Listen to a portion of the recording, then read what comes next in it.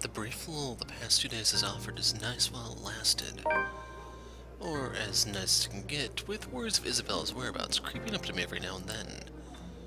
She hasn't showed up after the last talk we had in the hallway, and the dinner I brought had been given to a different neighbor before it spoils. By all means, this shouldn't be anything to lose sleep over. She's gone on work trips before, usually for a day or two. This might simply be one of those. Although it's often with the message saying exactly where. But it's the dour note she has ended our last chat with that gnaws. Like an ugly premonition. And as expected, just as things start to settle and steady rhythm finally worms its way back to my routine, Thursday morning brings further disturbance to the now calm waters. With little ceremony, though still enough to ripple through everything. In retrospect, I really should have seen this coming. Lexbourne is a small city, relatively speaking. Compared to, say, London or Glasgow, it's nothing but a tiny mass of land boasting a mere population of 68,000. But those numbers alone are nothing to scoff at when standing in a busy street. And if you pay close enough attention, faces taking the crosswalk or riding the subway will soon grow familiar. How unfortunate that, out of that number, it has to be Tio fucking Luke I encounter more than once. Oh, you know, a few problems popping up here and there that the agents failed to tell us somehow. Nothing a few hired hands can't fix, of course. I would have preferred a place near the city and something that's new to save us all the trouble, but darling wife insisted. Who am I to say no? Ah, are you kidding me? His smug head is the first thing I see upon turning into the hall, in spite of the small crowd of parents and students gathered at the corridor for the primary's career day. It's not that he stands out. He's pretty unremarkable at first glance, frankly. However, it's his countenance that draws people's eyes to him. The manner he carries himself with all the confidence in the world, his mere presence dwarfing everything around him. I'm willing to make a bet he's also enjoying the attention it garners him, especially the ones coming from the women. What an ass. A single glance at him and I know immediately that, one way or another, if we ever bump into each other again, my day will be effectively ruined in some capacity. He also exudes that air. The sort that makes you want to run over him with a lorry and pass it off as an unfortunate accident. With him, it's either you want to punch him or let yourself be charmed. There's no in between. I'll gladly do the honor of the former myself, but alas, there are people around us. Now I'm stuck with having to face one of the two. I shouldn't have volunteered. At the time, helping out sounded a good idea. I have no classes left today until after lunch. I could have opted to stay at the teacher's lounge and work on my lesson plans, but that means being left alone with our deputy head and his chatter. He's a good man, but crivens, he can talk anyone's ears off. So the moment an opportunity arose, I jumped on it. It's a simple task to boot. Just deliver a whole box of materials and a few posters for the event. Maybe stay around to assist if time will allow it. I just wasn't expecting him to show up here. The frying pan into the fire. Had I known, I would have stayed and suffered through our deputy's impromptu speeches about his life crisis instead. But what's done is done. Going back is also out of the question. With how unexpectedly heavy the load I'm carrying is, I'd hate to lug this for a trip back just because my pride can't take another second of interaction with the guy. He's insufferable, alright, but I've had my fair share of dealings with teens of more or less the same temperament, all considerably younger than him, and they listened. If he wants to be difficult like last time, so be it, but he can bet his sorry English ass I'm not standing down. Left with no other choice, I brace myself and suck in a breath, mustering every patience I have as I step into the hall. My grip on the box tightens when I pull it closer to me and attempt to assume a low-key air as I amble towards the room. The box is not big enough to hide my face, even with the stuff piled on top, but if all else fails, I can just hit him with it. Still, a small prayer forms in my head. If there's even one listening out there, please grant me enough restraint. Better yet, I hope he doesn't notice me at all. That'll definitely make my life easier. Seriously, how hard can it be? You stand a few ways from the door, and there are plenty of people between us to use for cover. If I'm careful, I can just go in, hand in the stupid box to whoever's in charge, forget every plan of staying longer than necessary, and step out as soon as I can. Easy as pie. But as luck would have it, the exact moment I reach the room's threshold, someone barrels towards me. She latches onto my waist before topping the sudden commotion with a gleeful squeal. I knew it's you! The force of it nearly throws me off balance, sending the item stacked atop the box tilting dangerously to the sides. With the child's added weight in my waist pinning me on the spot and both of my hands occupied, watching is the only thing I'm able to do. The short seconds in between slows as everything gradually slides off the box's small surface. Under different circumstances, this would have made for a funny story some other time. Comical even. Until another set of hands reaches out and stays the posters threatening to take a nosedive right to the floor. Careful now, Daisy. Don't make a mess here. My entire body freezes. Upon hearing his voice alone, an irrational impulse to hit him immediately bubbles up. But before my limbs could catch up with my brain is currently screaming at me, he moves to take the burden off my arms. Irritation gives way to surprise. Then confusion. It is in that moment when instinct finally kicks in and I tug the box closer to me before he can fully lift it off. What are you doing? What does it look like? You're surprisingly slow on the uptake for someone of your profession, aren't you? Bloody, doesn't this school have people for this kind of work? So much for being a center of academic excellence. I'm going to ignore that slight to my alma mater and my work, because that's not what I'm trying to get at. You know what? Why don't we just rephrase that to something you'll easily understand? Why exactly are you doing this? Well, you look like you could use a bit of help. Have you seen your face while you were heaving this around? Mister, I'm pretty sure if there's ever a look on my face, it's entirely because I saw something extremely unpleasant this morning. Aren't you a ball of sunshine today, Daisy? Having a bad day, aren't we? Oh, you have no idea. I'd put it away if I were you. You might scare the children. You don't have to worry about that. This isn't my department. I was just asked to bring these. Anyway, I can handle this myself, mister. The room's just right over there. Behind you, in fact. Now, if you could please move over and make way, it would do the whole world some good. Keeping my voice level throughout is a miracle in itself, but regardless how polite my request is, he doesn't budge. Did what I just said merely flew over his head? Were my choice of words really that difficult to comprehend? Surely it shouldn't be that hard. I think he might be a little touched in the head. I'd like to ask him that actually, but Kylie chooses that instant to pipe in. Don't worry, Miss Pink. Tio's strong. You can leave this to him. My papa does it lots of times, but I'm not allowed to talk about it to anyone. Tio says it's Confidential, Munchkin. That's right. Tio's smart, isn't he, Miss Pink? I'm still of the opinion that he's a piece of shit, but I must admit his goddaughter's excitement is contagious as always. A smile makes its way to my lips. She is yet to budge from her place, though to be honest, I'm starting to lose some feeling on my stomach with how tightly she's wound her arms around it. I'm sure he is, Kylie. But I'm also sure he'll find better use for it elsewhere. Like helping you out. Oh, well, that's one thing, but You heard the kid. no one's asking you. You wound me, woman.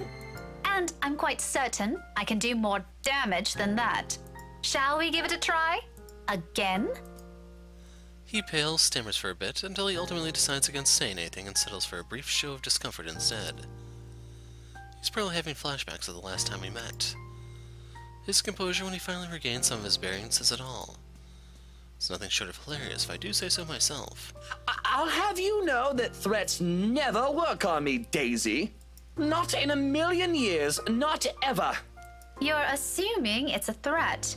How cute. That too. I'm not scared of you. Just because you landed a hit. Do go on. Keep telling yourself that. It was a fluke, you hear? I was caught off guard and your damn book left a dent. If I end up in a hospital because of what you did, I'm sending the chief of Luxburn Police after you, woman. You don't say. Just give me that bloody box. He snatches it out of my arms before a single word of protest exits my mouth and quickly disappears behind the classroom. Not that it matters who brings it in now. My prior irritation has already melted into amusement. He's not so bad once you figure out how his temperament works. It's almost similar to a child. Though I still have to ask. Kylie, did your Tio eat something bad before coming here? Not eat, drink. He's unusually nice today. 'Cause he's drunk. A far-fetched idea, I know, but it's the only reason I can think of why this asshole is suddenly acting like a decent human.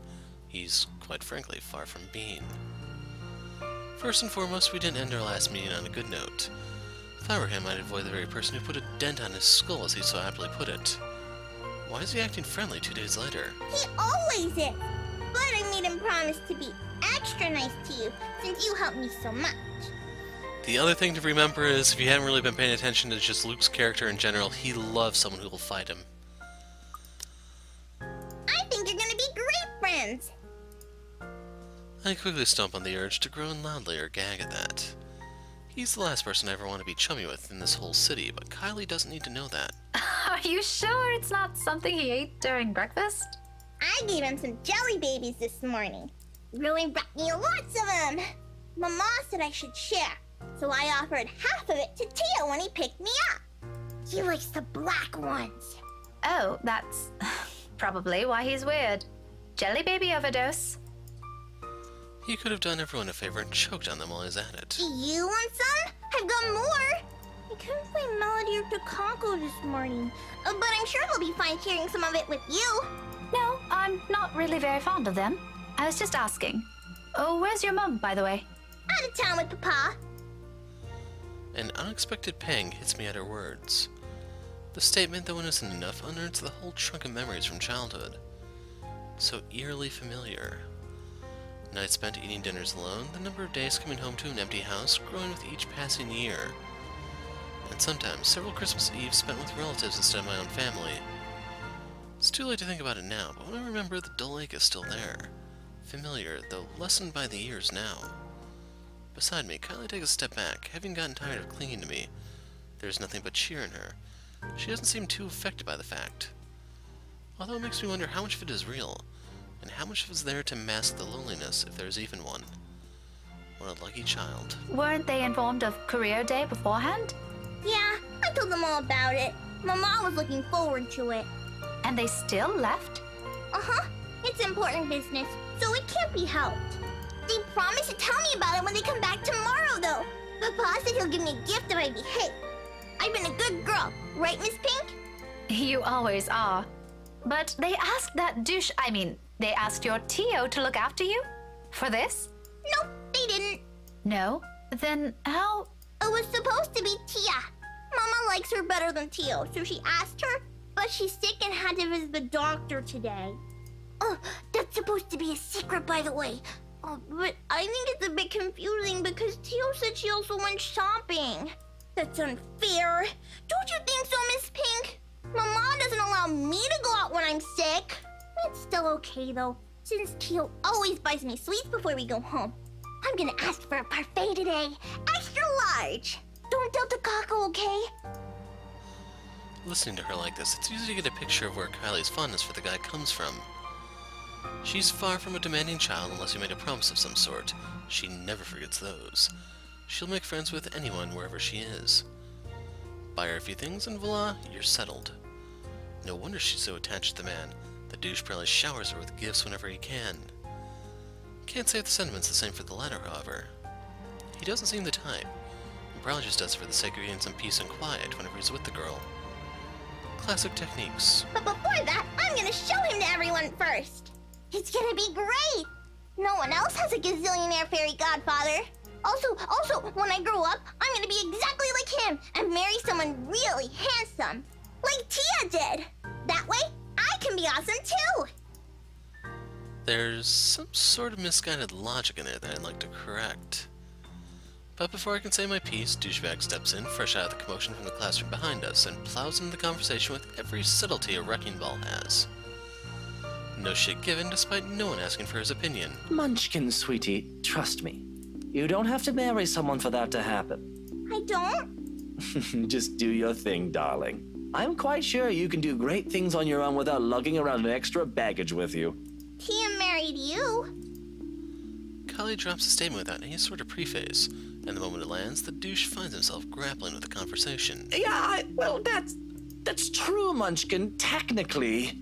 But it's not the same thing. A small frown creases the girl's eyebrows as she tries to comprehend her Tio's rather vague explanation. It's not surprising either when Luke tenses under the child's questioning gaze. It's familiar. I've seen the same look a great deal of times before. On Ashton, whenever he's trying to say something he can't quite phrase. Another second passes before the douche moves, kneeling in front of Kylie and placing both his hands on either sides of her shoulder. Kind is the last word I'll ever use to describe the man, but in this minute, there's a smile on his face I can't place. Tender by all means for someone as obnoxious as him. It's a curious thing to see, if not a bit odd. Listen here, sweetie. Tia was already a great person before she met me. She is? But I don't see her doing anything. She's always at home. Not always, Munchkin. Did you know she's really good at numbers? You're good with them too. You helped me with my homework once. Well, Tia's much better than me. She used to do maths with big numbers. Oh, like millions? No, gazillions. And she's really good at it. So much so that her dad let her manage anything that had to do with it. That was even before she met me, too. Does that mean she's better than you? Oh, leagues, Munchkin. Way better than I'll ever be. For some reason, I don't think he's still talking about his wife's mathematical prowess as his voice trails off. In fact, if I've not been paying closer attention, I wouldn't have noticed the change in him. The slight shift in his smile, from one that's tender to something wistful, like remembering a memory he's always been fond of, but has often kept to himself. And at the fleeting glance of it, a tiny, insignificant part of the world somehow also shifts. Opinions changing, impressions moving. You know what? Why don't you ask Tia next time you have homework, Okay, next time I'll ask her to help out. See? No need to marry a good-for-nothing bloke. Can I also tell her to not stay at home anymore? If Tia's good at it, I'm sure she can help you out too. And Papa. He computes a lot of numbers too. Tia can help him. You go do that. I'm sure she'll love to hear it, Munchkin, even if it's been a while since. Another silence from him. Then, without missing a beat, he turns Kylie around and lightly pats her shoulder in a gesture to end their conversation right here and there. Probably before he can say other things he's never intended to say or a child is not meant to hear. But off you go first. I think I saw your friend run off to the other classroom. The one with the pigtails? Go say hi to her. You still have those jelly babies to give her, yes? All right. But wait for me, okay? I've got loads more to show you. They put up my drawing on the bulletin the other day. I'm gonna take you there later. I'll be back. She soon disappears behind the small crowd, none the wiser to the sudden change in mood around her. Luke straightens as soon as she's gone. The expression on his face grows less kind now that there's no one to reassure. Despite that, a chuckle still escapes me. His head quickly snaps at me, an accusing glare in his eyes. Although it's less threatening now, considering what I witnessed earlier. Funny how one person's impression of someone can easily change with that minute detail. Why are you laughing like that? Don't mind me. I just saw something surprising today. Don't let it bother you. You know, putting it like that won't make me any less inclined to ask. What is it, woman? If this is another one of your threats, I've already told you it isn't going to work on me. That good teacher act isn't going to fool anyone. What makes you think it has to do with you? I could have just remembered something funny. Not everything in this world revolves around you, mister. I am not daft, Daisy. It's on your face for all the world to see. Now, say it so we can be done with this stupid talk. I let out another laugh. More to delay than to express any sort of amusement over the matter. In truth, I don't know where to start. One wrong move, one wrong word, and I might offend the man. He is childish enough for that, even if what I'm about to say are just mere honest observations. So last time...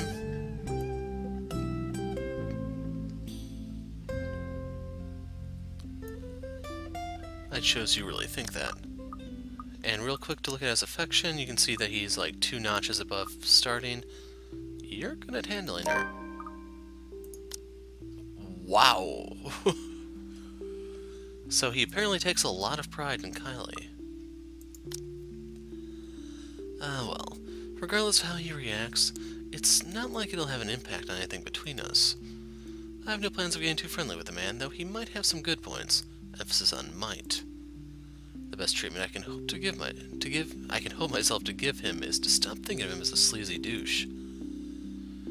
Besides, after seeing that look on him, I figure someone like him can use a little compliment here and there. He probably doesn't get it much, considering how coarse his own language can get. Can't you act a wee bit polite for even a second of your life? It won't kill you. You'll easily get answers that way, you know? Instead of demanding things from people like a temperamental man-child. I'll be nice when I want to be, woman. Don't tell me what to do. And here I was just thinking how you're doing a brilliant job as Kylie's guardian. Was I mistaken? Was I mistaken? What? Sorry, I didn't catch that. Stop playing dumb. I hate to admit it, but you actually seem to be good with kids. Possibly even better than most of the teachers here. What do you know? I expected him to just take it all in, bloat his ego more, and even brag about it. Instead, what I get from him is a sound resembling a squawk. Or maybe that's him choking on his own pride. I can't tell above the hubbub surrounding us. But when I glance at him, only a mortified expression is on his face. No. No? You should be proud of yourself. At least there's this one good thing about you. Isn't that nice to hear? Pretty sure not a lot of compliments get thrown around about you, knowing how you are. There are a lot of good things about me, Daisy. My hair, for one. There's also my extraordinary good looks. Wax lyrical about those all you want. I'd be happy to hear it any day. Praise anything about me but that. What is so repulsive about it? Even Kylie likes you. Shouldn't that tell you anything about yourself? Kylie is one kid, not even my own. Trust me, you do not want to see me bring a spawn of my own into this world. It will be an abomination. Is that what you keep telling yourself? Maybe. Is it any of your business? No. But if I didn't know any better, I'd say this is because you yourself think you're a little piece of shite and somehow it'll pass on. It doesn't work like that, by the way. The last remark just came out. There might be a sliver of truth in it, but I shouldn't have phrased it like that. Even for my own standards, or the kind of person I'm talking to, it's still quite rude. An apology is already in my throat, but the minute I open my mouth, all of what I prepared myself to say dissipates. Lost in the moment in front of me. He has turned his gaze outside, staring at some point past the buildings, blocking the view of the sky, equally lost in his thoughts. He's a vexing man under so many standards. However, in this moment, the morning light streaming from the window lends his features a certain air. Softer, less severe than what he often flaunts. I might as well be looking at a different man. There's a tenor note in his voice when he finds it. The words muttered under his breath, not intended for anyone but himself. Nevertheless, it reaches my ears, unintentional as it may be. You're right. She deserves someone far better than me. All that talk about self-worth makes some sense now. It isn't some profound knowledge he pulled out of his ass. It has come about because he's already been there, likely still stuck in the middle of it. Preaching about your own personal experience is easier after all. Less room for mistakes, more for a dose of self-loathing. What a complicated man. Just when you thought you've already figured him out, he does one thing and says the other. People like him are the most difficult to gauge, far harder to understand. Yet it might be exactly for this reason why some are so easily charmed by him. It's the mystery that catches them, of wanting to find out what's underneath that bravado. I won't count myself among those yet. His winning personality isn't exactly my cup of tea. But sometimes, once you get a glimpse of what's beyond the machismo, empathizing with the man isn't such a steep hill to climb. If the comfortable silence we now share tells anything, that is. Perhaps this is as close to friendship as we can get.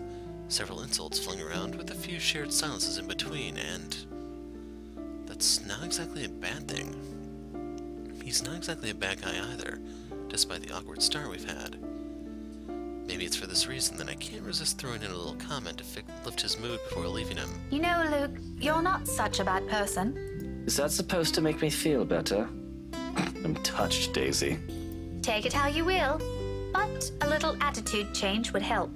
A lot. Ah, bollocks. Right, of course. Let me know when you're done with your lecture, ma'am. And you can probably start by not leaving your wife out while you're having some quality time with your goddaughter. Who knows? Maybe that'll help change how the child sees her. Where did you even get the idea I'm leaving my wife out? Have you ever even met? No, but I did see her with you two last time. His indifferent expression quickly dissolves into a confused scowl, while I meet it with matching perplexity. It has only been 2 days. Surely his memory isn't that bad. What? When was this? At the cafe, after you left. She was sitting right beside you. Kylie was at the back and you were driving. Daisy, are you sure you haven't accidentally hit yourself with your own book? Because that damn thing's quite big, and I'm really getting worried about you. It has only been a few days, and concussions can be dangerous. I suggest you have that checked. Well, you asked. I just answered. It's pretty rude to make her wait like that, by the way. How can I make her wait when she's not even with us? What? It was just Kylie and I that night. Now you're just pulling my leg. Luke exhales, long and drawn out, his impatience rapidly changing the companionable air around us. In the face of it, I tense. I've accidentally stepped into another minefield. Any chat I've had with him so far has been like this. Why this still surprises me escapes me, but above my worries of offending the man is my own bewilderment. I remember well enough what I saw that night, yet he says something completely different. Wifey was out with Kylie's mummy that night. She wasn't with us. How do you think I ended up on babysitting duty? But in the front seat. And Kylie's... Miss Pink! Kylie's sobs reach my ears first, and then her familiar weight returns around my waist again. Hot tears seep through my blouse as she buries her face in it, her arms winding tightly around me. Luke and I briefly exchange worried glances, his own lips shut tight with concern. Her cries are soft enough not to attract much attention. Most of the visitors have been ushered inside the rooms by now anyway. Those that still linger, though, watches our little group with great interest and concern. If I don't get a better handle of the situation, I have a feeling Luke will start yelling at everyone soon. Kneeling, I gently pull the girl away from me, cupping her face and wiping away tears, creating little trails on her cheeks. Her mouth is drawn into a miserable pout when she peers up at me. All right, Kylie. Calm down. What happened? It's my friend! That's a little too vague, Munchkin. Let her speak, Luke. Who is it, Kylie? Melody? Or was it the other one? Yeah. Did the two of you fight? She nods, then immediately clams up after, letting her sobs communicate the story instead, or as much as her shaking shoulders can tell me. Right behind me, Luke gives a nervous huff while he shifts on his feet. He must not be used to handling children crying.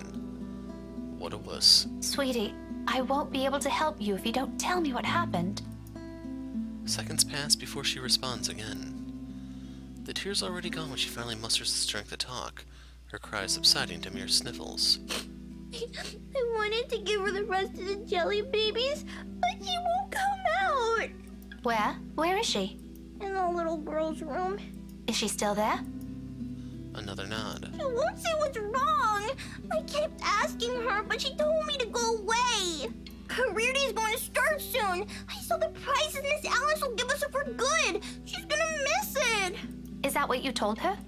Yeah, she won't listen. She won't even take the jelly babies. After I saved it for her, too.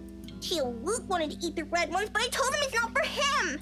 Miss Pink, can you talk to her? Tell her to come out, and I'm really upset with her.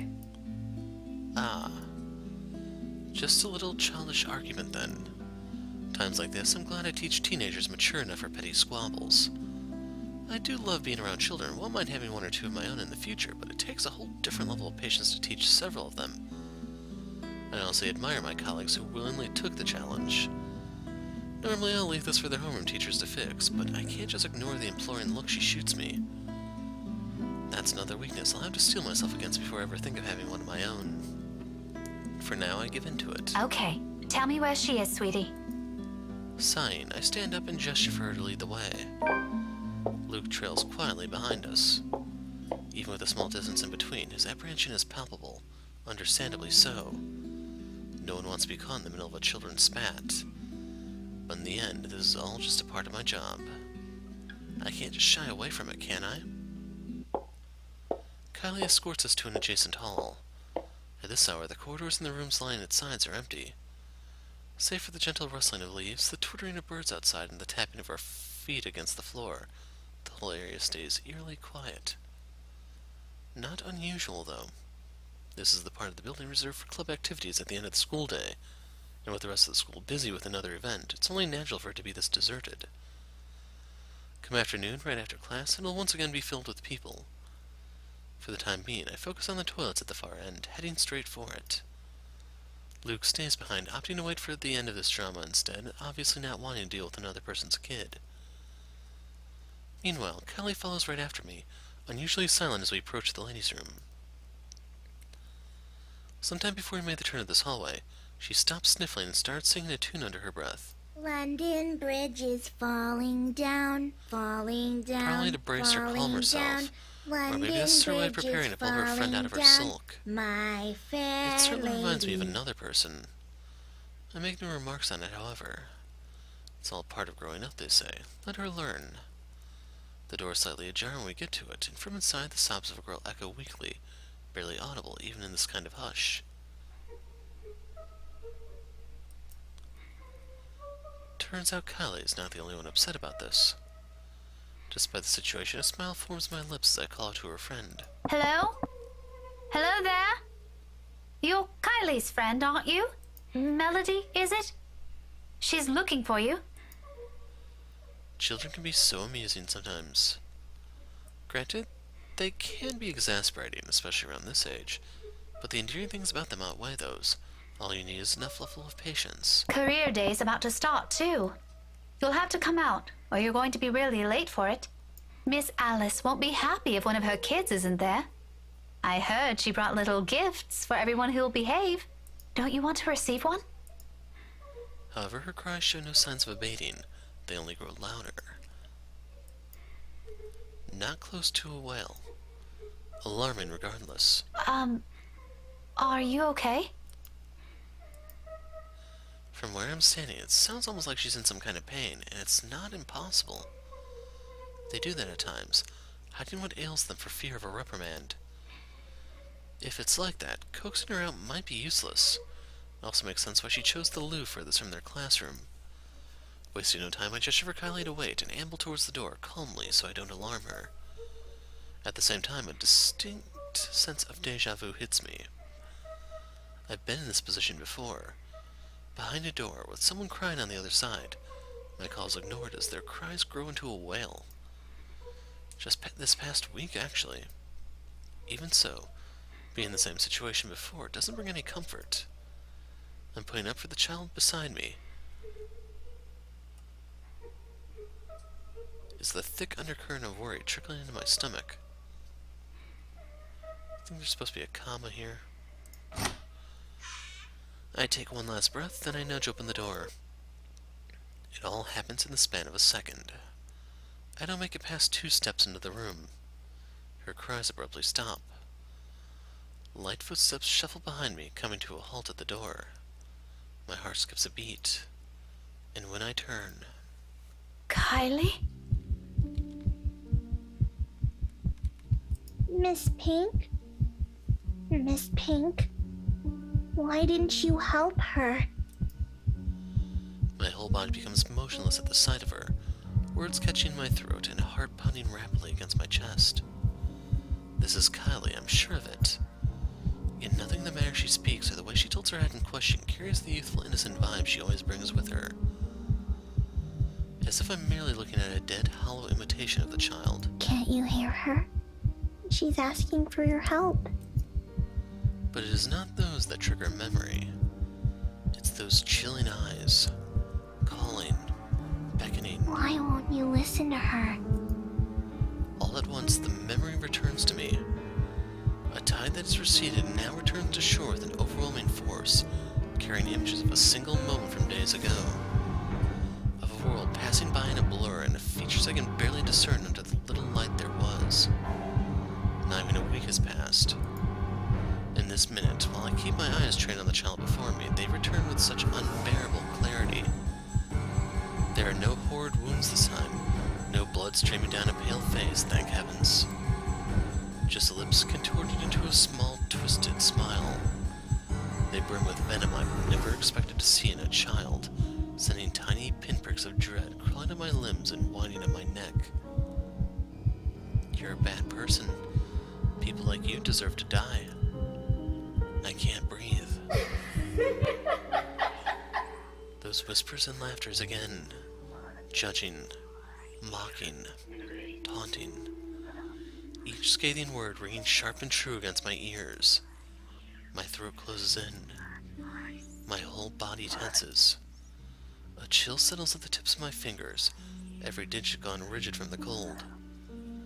With every single draw of breath, any struggle for air or freedom, the coils wrapped around my body tighten, dragging me down. A gradual, torturous descent into another bottomless abyss. Ow!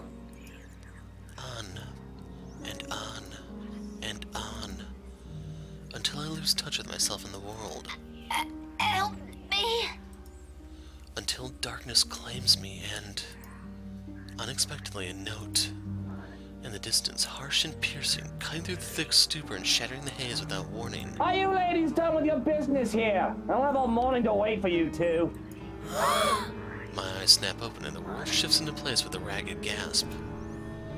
When I glance up, a different set of eyes greet me. Are you okay, Miss Pink? No anger. No vile hatred in them. Just plain, sincere concern. Bit by bit, I become aware of my surroundings, and myself as warmth steadily slips back to me. I've reached out for the nearby counter to steady myself at some point, and my knuckles have gone white with how rigid my grip on it is. It's over now, yet the tension hasn't left my body. My heart still hammers hard against my chest in an erratic rhythm, and my breathing still comes in short, shallow bursts. Before me, Kylie fumbles with her hands, utterly unsure of what to do to an adult in what's probably a laughable state. Did you get sick? I'll call Tia, okay? Stay here and don't move. No. No need. Just leave me alone. Tia will know how to fix you. Oh, wait, okay?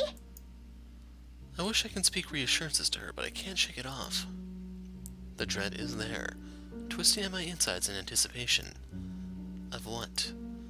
I'm no longer sure. Pushing myself off the counter, I break into a run. Brushing off the anxious look Kylie gives me, when I gently push her away on my way out, or the furrow in Luke's brows when I stumble into him outside. Whatever they both saw in my face, I care not to know. Bloody hell, I don't even understand what's happening anymore.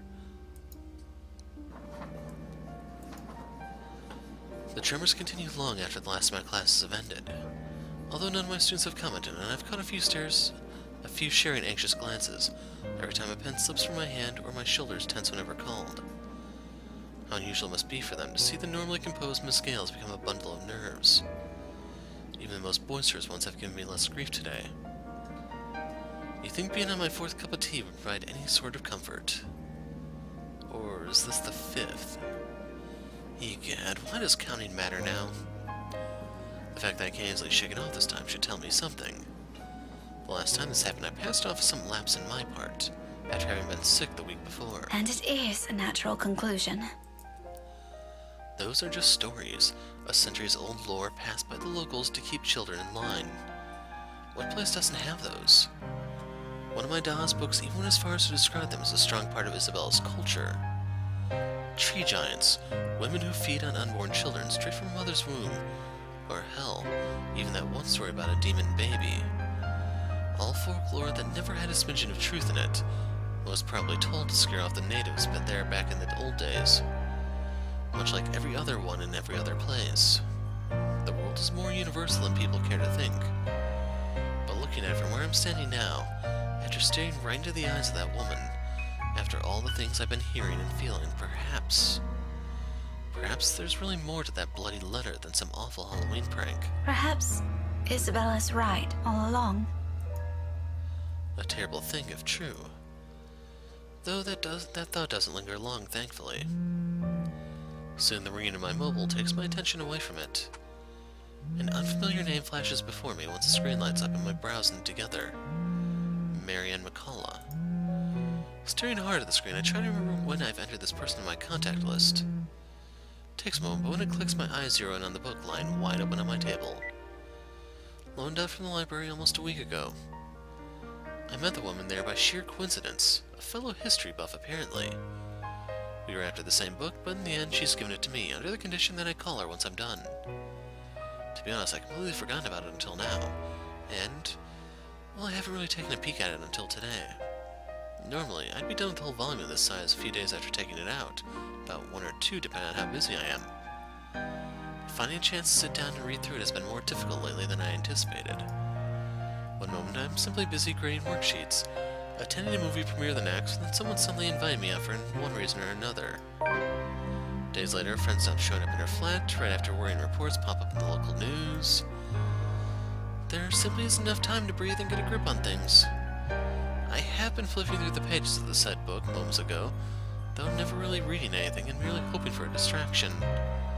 To no avail.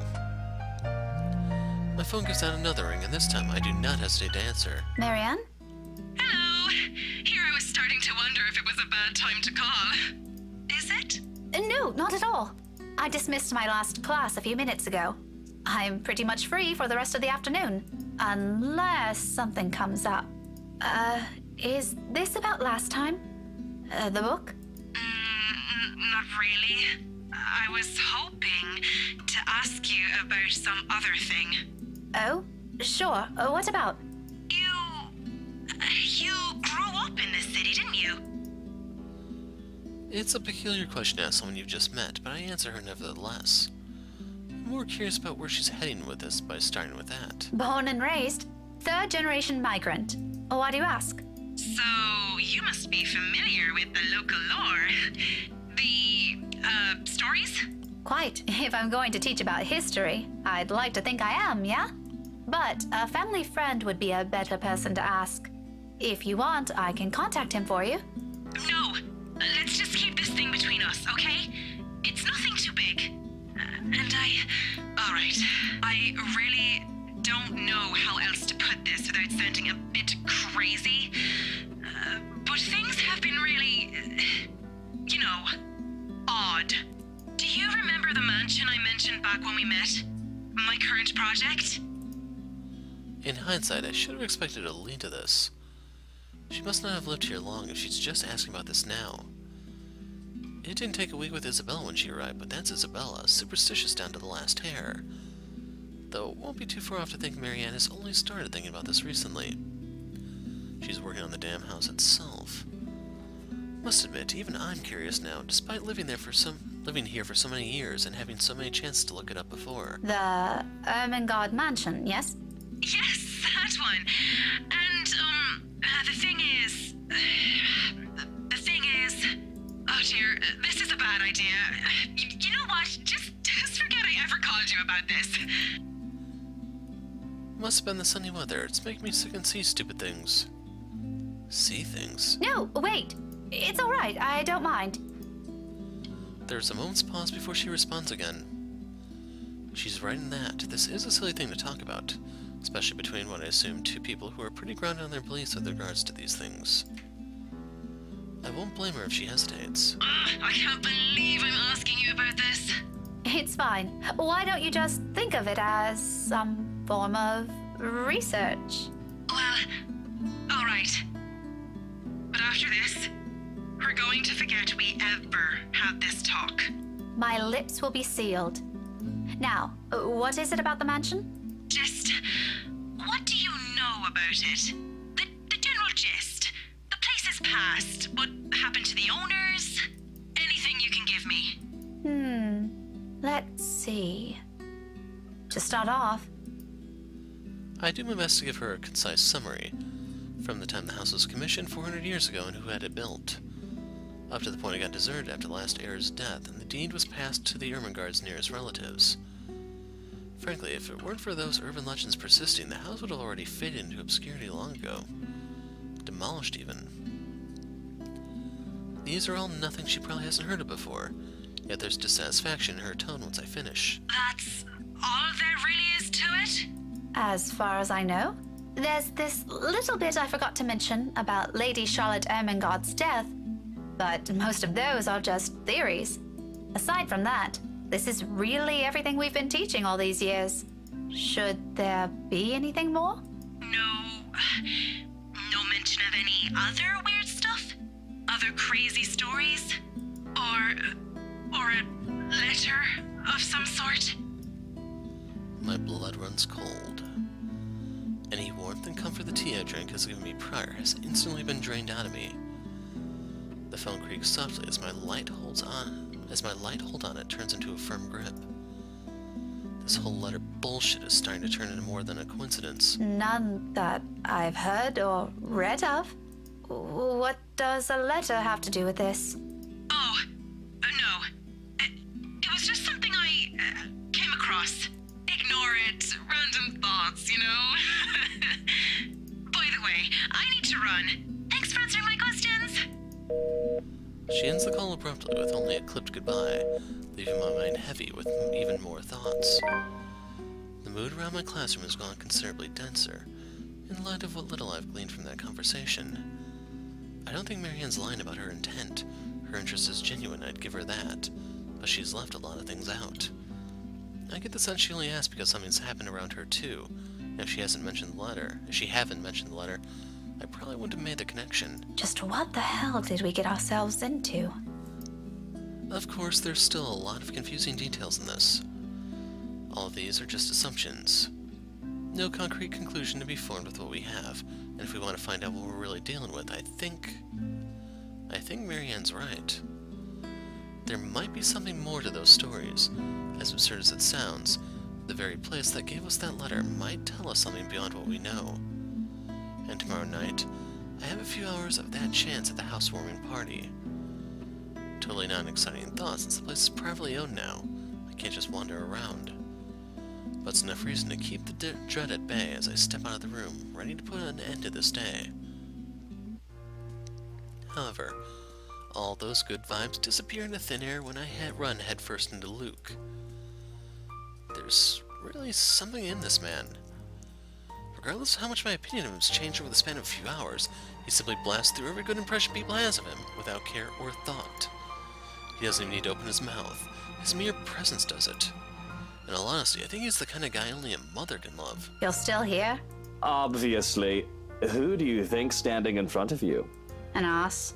Oh, come on, Daisy. You've done better than that. Losing your touch? Luke, I don't have time for this. I'm heading home, and your face is the last thing I want to see before I leave. What do you want? Belatedly, I notice his hand. Partly raised, almost poised for a knock. At a slight lift of an eyebrow, he quickly drops it to his side and turns to Kylie. She's standing a few steps away from him, holding her hands behind her back and towing at something on the floor with the tip of her shoe. Then, he proceeds to make vague gestures at me and the child. He resembles a fish flopping for air with the way he's moving his arms, though I think he's trying to urge her to speak up. Munchkin, I thought you wanted to tell her something. You do it, Teal. This wasn't my idea, darling. Don't worry. I won't tell Tia what you told me the other day. And this morning. Or the day before that, or the one before that. Luke exhales, rolling his eyes at the ceiling, and maybe praying for the universe to grant him more patience. He knows a losing battle when he sees one. He may act worse than a 5-year-old throwing a tantrum at times, but he's no match for an actual child. Nothing better than being served a dose of his own medicine, huh? Once his frustration has been promptly let out, he points a rude finger at me. I do my best to stare the offending digit down, but I can already hear the demand before it's even out of his lips. You, come with us. What makes you think I will? Because little Rugrat here is upset and worried, and it's your bloody fault. I've no idea what happened this morning, but if you don't come with us, I won't be hearing the end of it from her. So do me a favor, Daisy, and just be glad I'm inviting you. You're asking for a favor, and you can't be bothered to be polite? I don't know. It's been a really busy day for me. I kind of miss my couch. Daisy, you just say yes. A pause follows, almost too dramatic. Afterwards, his face twisted in something between a grimace and a smile. As it happens, he appears like he's in a lot of physical pain. You think the man is getting an aneurysm by simply being polite. Please? Tia said it'll be his treat. What? I said no such thing, Munchkin. I only agreed to this because you requested it. I'm under no obligation to feed her. I promise I'll be quiet the next time I visit. Oh, all right, but just one meal and make it the cheapest. He and Ashton will get along famously in that department. On a different front, the offer of free dinner does sound enticing, however half-heartedly given it is. Mostly because Kylie has wisely put on her puppy eyes, and by the second, I find all my choices slipping away from me. See, Miss Pink? It'll be fun. You don't have to feel sad anymore, okay? Oh, well, My mobile buzzes from my pocket, cutting me mid-sentence, and for a second I'm spared from the act of giving an answer I'll regret either way. Fishing the gadget out, I wave a hand at him and excuse myself. A disgruntled expression is on Luke's face before I turn away. I'd be lying if I said it didn't amuse me. He's as eager to be done with this as I am, but what can I do? Checking, a message from Ashton shows up.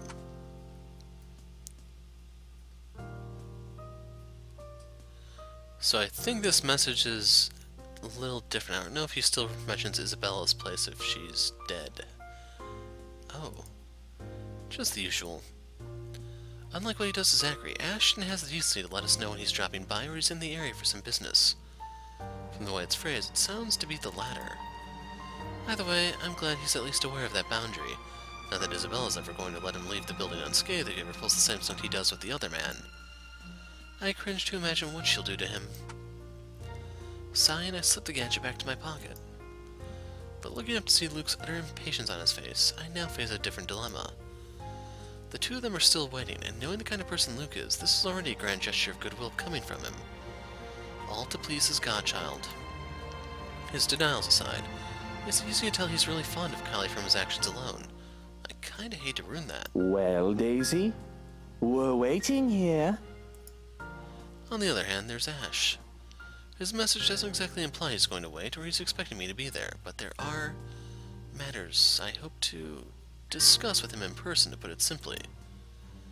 Housewarming party matters. With inviting Isabella out of the question, I only have Zachary and Ashton. Although the former has already made it clear he'll be busy this week, and well, Ashton has been my first choice from the start. Even if he detests attending gatherings like this, it's company that counts. We can be miserable together. But that's the problem, isn't it? He hates them, and it's very likely his answer will be a flat no. I'd rather not hear that. If by some miracle he agrees to it, he'll probably be sulking the entire party. Not really a tough choice when you put it like that, still. So right here I'm going to go ahead and just drop a save. We've almost gone an hour, and I don't know how this is going to affect the relationships. I may end up recording both routes here, depending on how this plays out. So just be aware that this is where my headache begins. I'm the Hero of Light, thanks for watching, and goodbye.